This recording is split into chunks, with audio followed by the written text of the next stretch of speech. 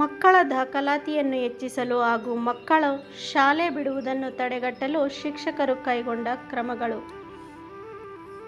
ಮನೆ ಮನೆಗೆ ಭೇಟಿ ನೀಡಿ ಪೋಷಕರೊಂದಿಗೆ ಮಾತನಾಡಿ ಮಕ್ಕಳು ಗೈರು ಹಾಜರಿಯನ್ನು ತಡೆಗಟ್ಟಿ ಮರಳಿ ಶಾಲೆಗೆ ಕರೆತರಿಸಲಾಯಿತು.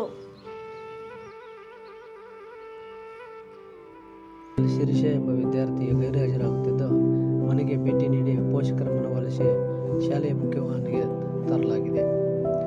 ಅದೇ ರೀತಿಯಾಗಿ ಡಿಪೋ ಡಿಪಾರ್ಟ್ಮೆಂಟಿಂದ ಸಹ ನಾವು ಪ್ರಯೋಜನವನ್ನು ಪಡ್ಕೊಂಡಿವೆ.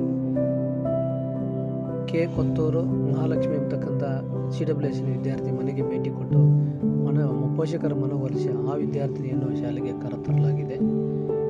ಪಾರ್ವತಿಪುರ ತಾಂಡದ ಶ್ರೀನಿವಾಸ ನಾಯಕನ ಮನೆಗೆ ಭೇಟಿ ನೀಡಿ ಅವನನ್ನು ಶಾಲೆಗೆ ತರಲಾಗಿದೆ.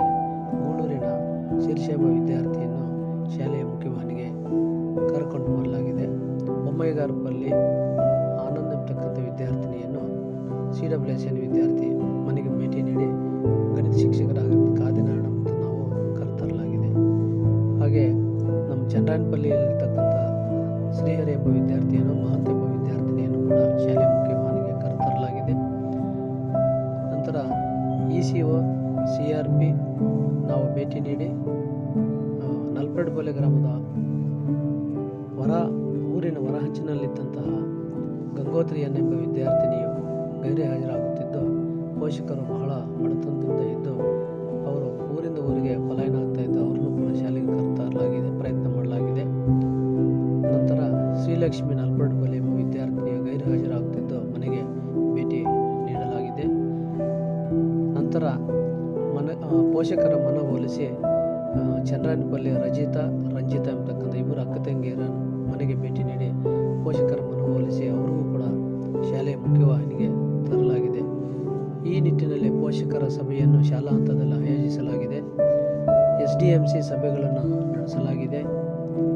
ಹಾಗೆ ತಾಯಂದಿರ ಸಭೆಯನ್ನು ಕರೆಯಿಸಿ ಎಲ್ಲ ಗೈರು ಹಾಜರತಕ್ಕಂಥ ವಿದ್ಯಾರ್ಥಿಗಳಿರ್ಬೋದು ಅವ್ರಿಗೂ ಕೂಡ ಮುಖ್ಯವಾಹಿನಿಗೆ ಬರೋದಕ್ಕೆ ಸಹಾಯ ಮಾಡಬೇಕಂತ ಹೇಳಿ ತಿಳಿಸಲಾಗಿದೆ. ನಂತರ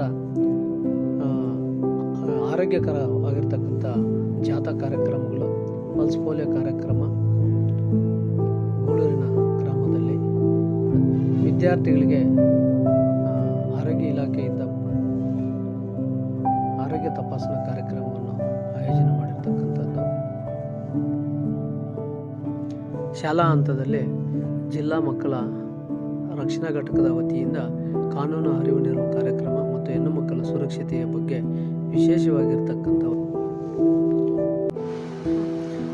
ರಾಷ್ಟ್ರೀಯ ಶಿಕ್ಷಣ ನೀತಿ NEP 2020 ಅಡಿಯಲ್ಲಿ CWSN ವಿದ್ಯಾರ್ಥಿಗಳಿಗೂ ಮತ್ತು ಹಿಂದುಳಿದ ವಿದ್ಯಾರ್ಥಿಗಳಿಗೂ ಶಾಲೆಯಿಂದ ಹೊರಗುಳಿದಿರತಕ್ಕಂಥ ಹೆಣ್ಣು ಮಕ್ಕಳಿಗೂ ವಿಶೇಷ ಶಿಕ್ಷಣ ನೀಡತಕ್ಕಂಥದ್ದು ಉದ್ದೇಶವಾಗಿದೆ. ಆ ನಿಟ್ಟಿನಲ್ಲಿ ನಮ್ಮ ಶಾಲಾ ಹಂತದಲ್ಲಿರ್ತಕ್ಕಂಥ ಇಬ್ಬರು ವಿದ್ಯಾರ್ಥಿಗಳಿಗೆ ಶಾಲಾ ಹಂತದಲ್ಲಿ ಫಿಸಿಯೋಥೆರಪಿ ಚಟುವಟಿಕೆ ಮಾಡಲಾಗಿದೆ.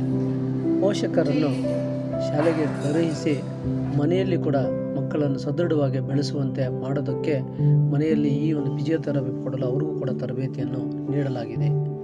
ಈ ನಿಟ್ಟಿನಲ್ಲಿ ಅಶೋಕ್ ಎಂಬತಕ್ಕಂಥ